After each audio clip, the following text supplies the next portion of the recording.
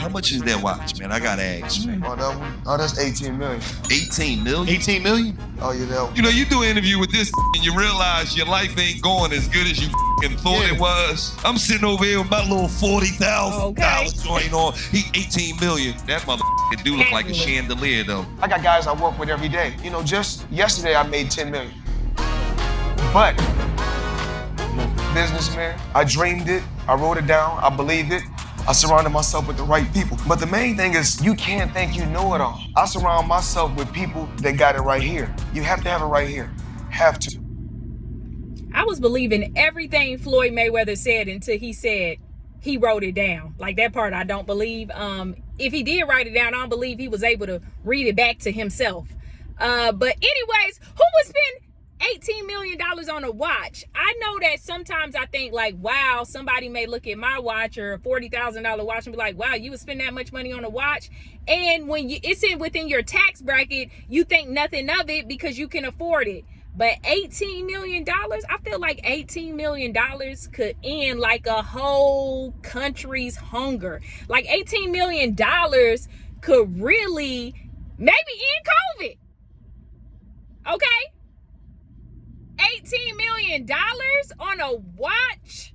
I wouldn't even feel safe walking up and down the street with $18 million. I don't care if there's 10 bodyguards surrounding me that's armed with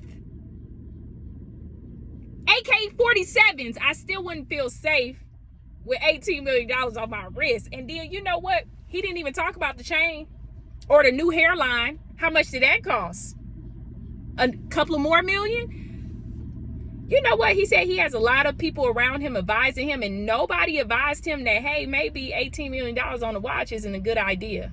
Maybe it is if you can take that watch into eternity. Like, if I could die and still have that watch on, if I could be a ghost and still be like, when I was alive, living on earth, I was rich as hell, then I would get an $18 million watch. But I wouldn't, because like I could just buy so much property with and create so much generational wealth, which I'm sure he already has.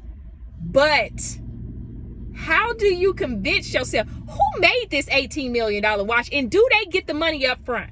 Or did they just put together all these diamonds? I feel like the watch might have really been 1.8 million, and they wrote it down on a piece of paper and he read $18 million and paid it for that damn watch.